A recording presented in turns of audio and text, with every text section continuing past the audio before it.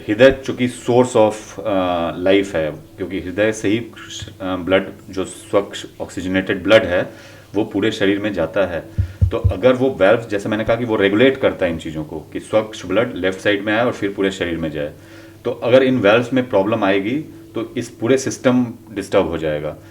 उसकी वजह से क्या होगा कि हार्ट धीरे धीरे कमज़ोर होना शुरू होगा, लंग्स के अंदर ब्लड का प्रॉब्लम हो जाएगा, ऑक्सीजनेशन ठीक से नहीं हो पाएगा। इन सब चीज़ों का लक्षण ये होगा कि आगे जाके फिर मरीज को जो हार्ट वीक हो जाता है, दिल कमज़ोर हो जाता है, जिसकी वजह से दिक्कतें आनी शुरू होती हैं, जिसकी शुरुआत अक्सर सांस फूलने से होती है कि जब वो मरीज कुछ काम करते हैं तो सांस फूलने लगता है।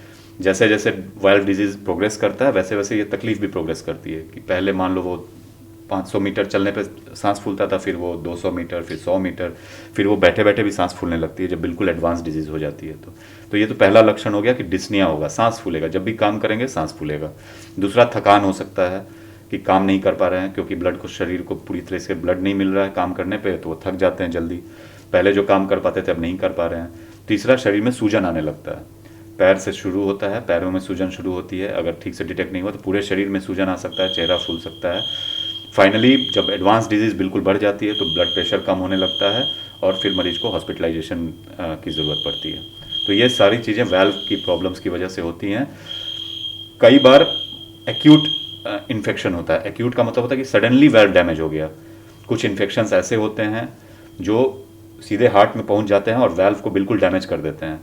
तो जो एक्यूट इन्फेक्शन होता है वो काफ़ी घातक होता है, जिसमें कि ये सारे सिम्टम जो मैंने बताए ये ग्रेजुअल नहीं होते, बिल्कुल सडनली मरीज की सांस फूलना शुरू हो जाती है, बहुत बीपी कम हो जाता है, उसमें तो फिर मरीज को बिना भर्ती किए ट्रीट करना मुश्किल होता है। ऐसे कौन से लोग हैं जिन्हें इस बीमारी का खतरा आम लोगों से ज़्यादा रहता है?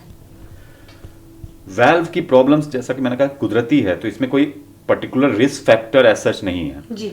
कि इन आपको अगर ये प्रॉब्लम है तो आपको हार्ट का वाल्व प्रॉब्लम होगा, ऐसा नहीं है।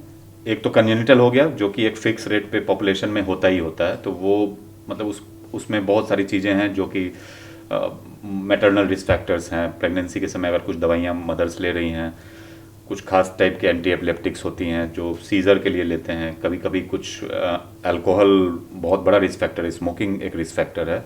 अगर मदर ये सब ले रही हैं ड्यूरिंग प्रेगनेंसी तो बच्चों में वाल्व की प्रॉब्लम हो जाती है पैदाइशी। तो बट पर्टिकुलरली एक वाल्व के लिए कोई पर्टिकुलर रिस्क फैक्टर ऐसा एक्वायर्ड वाला नहीं है। इन्फेक्शन है, अब इन्फेक्शन का एक जनरल रिस्क फैक्टर होता है कि अगर हम अनहाइजेनिक कंडीशन में रह रहे हैं, लो सोशियो इकोनॉमिक क्लास है, बहुत क्राउडेड प्लेसेस हैं जहाँ साफ़ सफाई की व्यवस्था नहीं है, तो वहाँ तो इन्फेक्शन की रिस्क हमेशा ज़्यादा रहते हैं। तो वो इन्फेक्शन जब होता है तो वो फिर हार्ट के वाल्व में भी जाने का खतरा होता है। तो ये मतलब एक पर्टिकुलर रिस्क फैक्टर नहीं, बट एक जनरल हेल्थ अगर सबका ठीक है तो उनको वाल्व की प्रॉब्लम होने की संभावना कम है। एक वाल्व जो है लेफ्ट साइड में जिसको हम बोलते हैं एओर्टिक वाल्व, एओर्टिक वाल्व एक प्रमुख वाल्व है जो मेन वाल्व हार्ट के ब्लड को रेगुलेट करता है। इसमें उम्र बढ़ने के साथ धीरे धीरे कैल्शियम जमा होके और कोलेस्ट्रॉल जमा होके उसको अवरुद्ध करता है, जो कि ओल्ड एज में होता है। तो ये एक पर्टिकुलर बस वाल्व है जो कि बाद में भी खराब हो सकता है। जी।